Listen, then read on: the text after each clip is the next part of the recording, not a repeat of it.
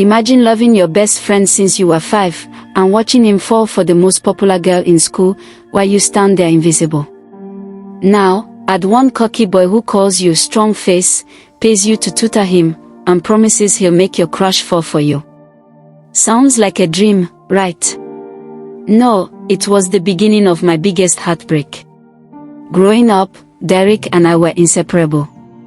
He was the boy with the brightest smile, the kind that could make even a grumpy teacher laugh. And me, I was the quiet one, the girl who always tagged along, secretly wishing he'd hold my hand the way he held other girls' hands in movies. But everything changed in high school. Derrick became untouchable. The popular boy. The star athlete. The guy everyone wanted. And me, I was just Ella, the girl who carried his book sometimes. The real heartbreak started when Derrick began dating her, Melissa. The girl who had it all. Long flowing hair, a smile that could blind you, and a body that screamed perfection. Every hallway, I saw them together, holding hands, whispering, laughing. And each time, it felt like someone was stabbing me slowly, right in the chest. That's when Ethan walked into my life. Not by choice. Ethan was trouble. The kind of boy who had this cocky grin plastered on his face like he was born to annoy me. Everyone else called me Ella. But not Ethan. No. He had to call me Strong Face. Hey, Strong Face, he'd yell across the hall, making everyone laugh. He knew I hated it. That's why he never stopped. So imagine my shock when he walked up to me one afternoon and said, "Ella, I need you to tutor me."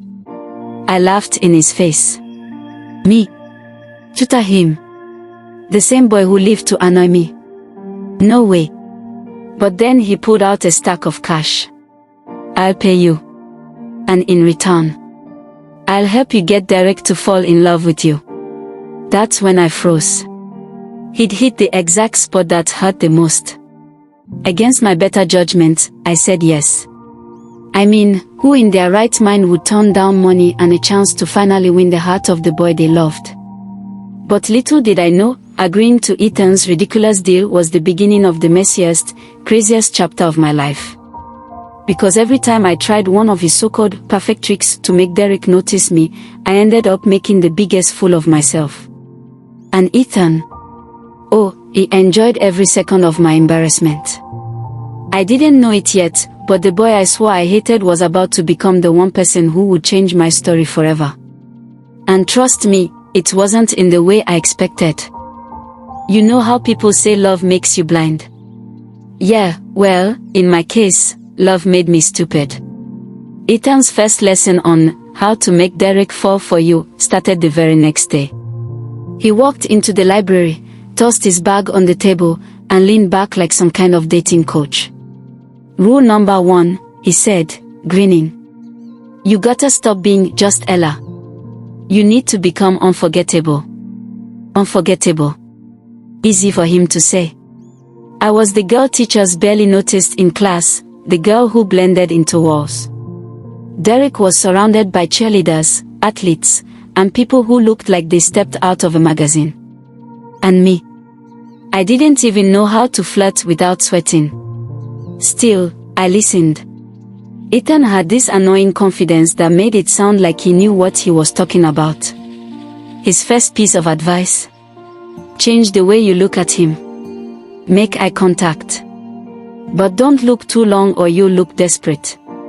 3 seconds, then look away. Simple, right? Wrong. The next morning, Derrick walked into class, flashing that smile that always made my heart race.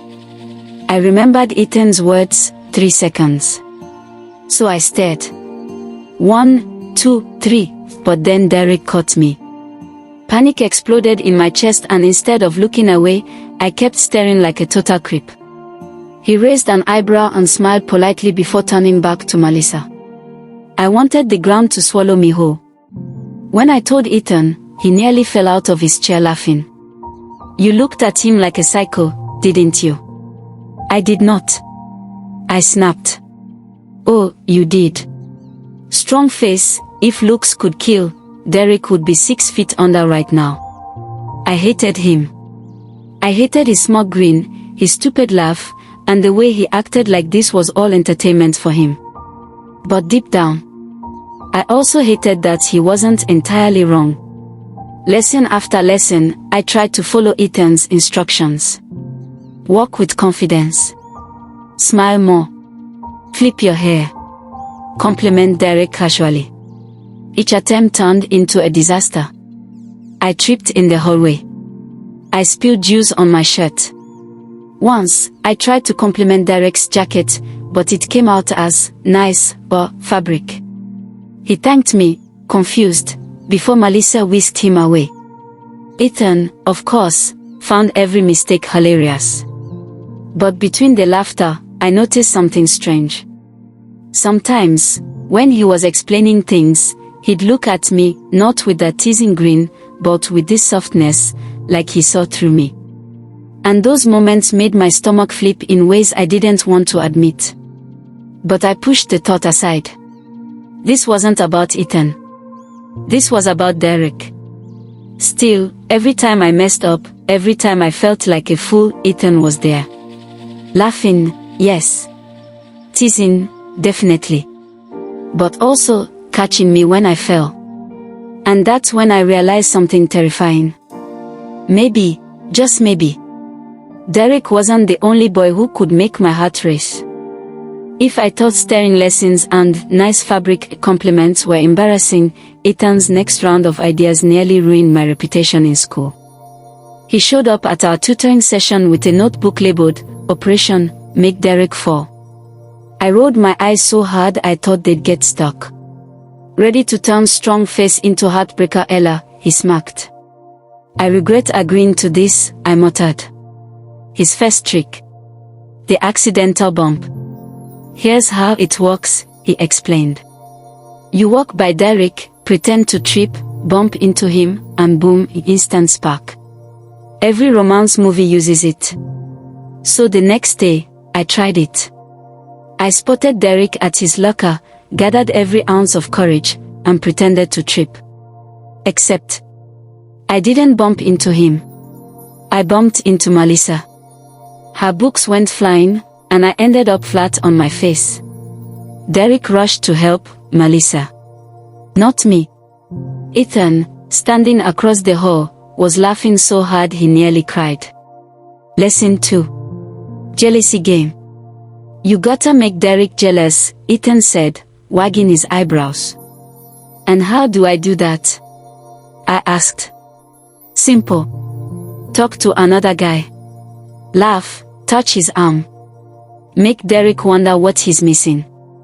Sounds easy, right? Except Ethan volunteered himself as the other guy.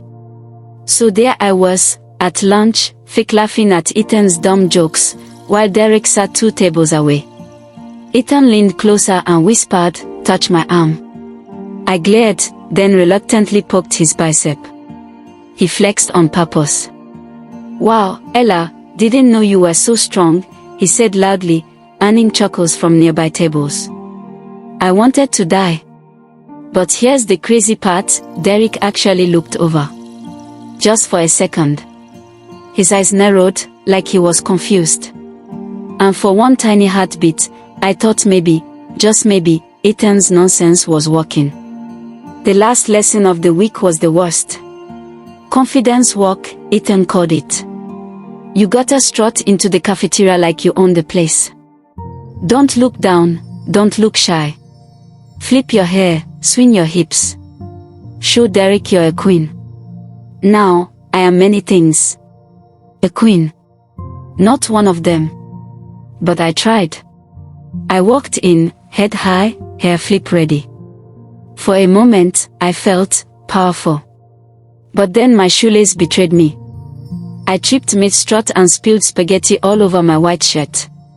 The whole cafeteria burst into laughter. Guess who was laughing the loudest? Ethan. I stormed out, humiliated. Later, when I confronted him, he shrugged. Hey, you're learning. And honestly, you're kind of cute when you're a disaster." That stopped me cold. Cute? Did Ethan just call me cute? My heart thumped in my chest, louder than it ever had with Derrick. I shook it off, told myself I imagined it. But that night, lying in bed, it hit me.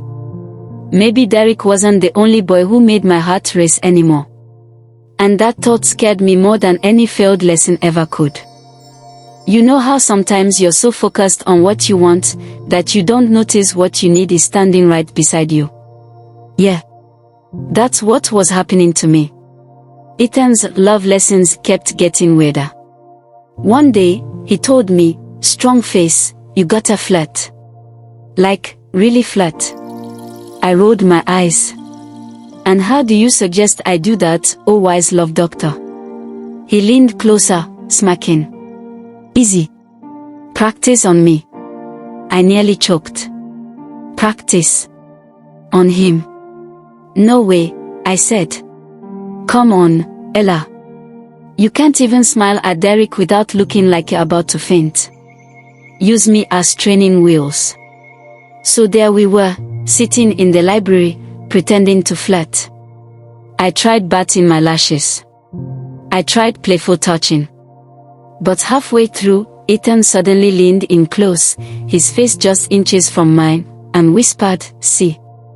That wasn't so hard." My heart almost exploded. I pulled back instantly, cheeks burning. Why did it feel so real? This was supposed to be practice. The next day, he decided I needed to show off my talents. "Derrick needs to see you're not just his little book buddy," Ethan said. "Do something bold. Something fun." So in gym class, he dared me to join a basketball scrimmage. Me, the girl who could barely dribble. I wanted to refuse, but Ethan stood on the sidelines, cheering me on. "Go on, strong face. Show em what you've got." I stumbled, tripped, and even got hit in the face with the ball. But when I finally made a clumsy shot and the ball actually went in, the whole class clapped. Derrick barely noticed. But Ethan, he was yelling the loudest, clapping like I'd just won the NBA Finals. And for the first time, I wasn't looking for Derrick's smile. I was looking at Ethan's. That scared me. Because every little thing he did started to matter. The way he teased me but never let anyone else do it. The way he dropped his goofy act when I was upset. The way he always believed I could do things I thought I'd fail at. Meanwhile, Derrick, well, he was still Derrick. Handsome, popular, kind. But distant. Melissa was always by his side. I was starting to realize he never looked at me the way I wanted him to. Not once. That night, Ethan walked me home after tutoring. The street was quiet, the air cool.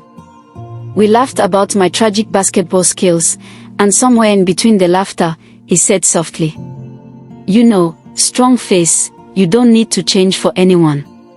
Not even Derrick. You're already enough." I froze. My chest tightened. No one had ever said that to me before. Not Derrick. Not anyone. And for the first time since I was 5 years old. I wondered if maybe, just maybe, I'd been chasing the wrong boy all along. For years, Derrick was my dream. My forever crush. The boy I swore I couldn't live without. But dreams have a funny way of breaking when reality hits. It happened on a Friday. Derrick and I were walking home from school. Melissa had left early, and for once, it was just us, like old times. My heart was racing, thinking maybe, finally, he'd notice me. We talked about homework, classes, silly things. Then, I gathered all my courage and asked, "Derrick, do you ever think about us? You know, more than friends." He paused, smiled kindly, and said the words that shattered me. "Ella, you're amazing. But you're like my sister. I can't imagine us like that." My stomach dropped. The world went quiet. For years, I'd been building castles in my head, and with one sentence, he tore them down. That night, I cried into my pillow, feeling like the biggest fool alive. But then my phone buzzed. A message from Ethan. "Strong face, you okay?" I almost ignored it. But then he sent another, "I'll be outside. Just in case." Sure enough, when I peeked through my window, there he was. Standing under the streetlight, hands in his pockets, waiting. I went down, my eyes still red. He didn't tease me, didn't laugh. He just looked at me and said, "I told you, Ella. You don't need to change for him. Or anyone." Something broke in me then, not the sad kind of break, but the freeing kind. For the first time, I realized. Derrick never saw me. Not really. But Ethan had been seeing me all along. Over the next days, things shifted. I stopped trying so hard around Derrick. I stopped rehearsing lines in my head or planning accidental bumps. I just lived.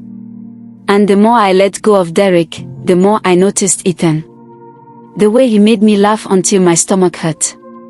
The way he showed up when no one else did. The way his stupid nickname, Strong-Faced, somehow turned into something I didn't hate anymore. One afternoon, we were sitting on the bleachers after class. The sun was setting, painting the sky orange. Ethan leaned back, arms behind his head, and said, "You know, Strong-Face, if you keep looking at me like that, I might think you're falling for me." I rolled my eyes, but my heart betrayed me with its pounding. "Maybe I am," I whispered before I could stop myself. He froze.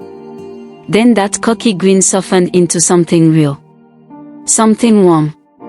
And right there, under the fading sun, I realized my story wasn't about chasing Derrick. It was about finding the one person who made me feel seen, even when I was a total mess. It was about Ethan. And for the first time in my life, my heart was finally in the right place.